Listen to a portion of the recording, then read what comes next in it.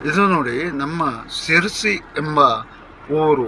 ಸಿರ್ಸಿ ಎಂದ ತಕ್ಷಣ ಮಾರಿ ಜಾತ್ರೆ ಇತ್ಯಾದಿಯಾದಂತಹ ವಿಶೇಷವಾದಂತಹ ಒಂದು ಸಂಗಮದಲ್ಲಿ ಕಂಡುಬರ್ತಕ್ಕಂತಹ ಪ್ರದೇಶವಾಗಿರ್ತದೆ. ಮತ್ತು ಅಷ್ಟೇ ಅಲ್ಲದೆ ಈಗ ನಾವು ಈ ಒಂದು ರಾತ್ರಿಯ ವೇಳೆಯಲ್ಲಿ ಎಲ್ಲಿಗೆ ಹಾಗಾದರೆ ಭಟ್ರು ಹೋಗಿದ್ರು ಅಂತ ವಿಚಾರವನ್ನು ಮಾಡಿದರೆ, ಭಟ್ರು ಒಂದು ಅರ್ಜೆಂಟಾಗಿ ಒಂದು ದರ್ಬಾ ಚಿಕಿತ್ಸೆ ಹೇಳ್ತಕ್ಕಂಥದ್ದನ್ನು ಮಾಡಿ ಮುಗಿಸಿ ಅವರಿಗೆ ಆರೋಗ್ಯವನ್ನು ಸರಿಪಡಿಸಿಬಿಟ್ಟು ಮನೆ ಕಡೆಗೆ ಪ್ರಯಾಣವನ್ನು ಮಾಡುವಂತಹ ಒಂದು ಸಮಯ ಇದಾಗಿರ್ತದೆ.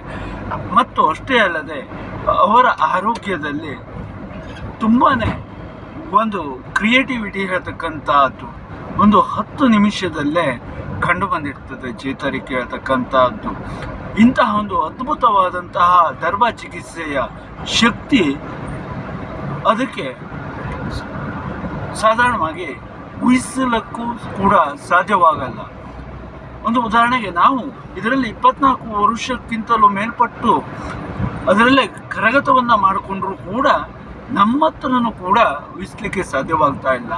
ಹಾಗಾಗಿ ಇಂತಹ ಒಂದು ಶಕ್ತಿಯನ್ನು ಜನರ ಆರೋಗ್ಯಕ್ಕೆ ತಲುಪಿದರೆ ಯಾವುದೇ ಒಂದು ಔಷಧಿ ಇತ್ಯಾದಿಗಳು ಇಲ್ಲದೇನೆ ಅವರ ಆರೋಗ್ಯ ಹೇಳ್ತಕ್ಕಂಥದ್ದು ದೈವಿಕವಾದಂತಹ ಅನುಗ್ರಹದಿಂದ ಉಂಟಾಗ್ತದೆ. ಮತ್ತು ಅಷ್ಟೇ ಅಲ್ಲದೆ ಈ ವಿಡಿಯೋದಲ್ಲಿ ಪ್ರಪ್ರಥಮವಾಗಿ ಸಿರ್ಸೆಯಲ್ಲಿ ಹಾಕಿರ್ತಕ್ಕಂತಹ ರಾಮನ ಒಂದು ಫೋಟೋವನ್ನು ಕೂಡ ನೀವು ಗಮನಿಸಿದ್ದೀರಿ.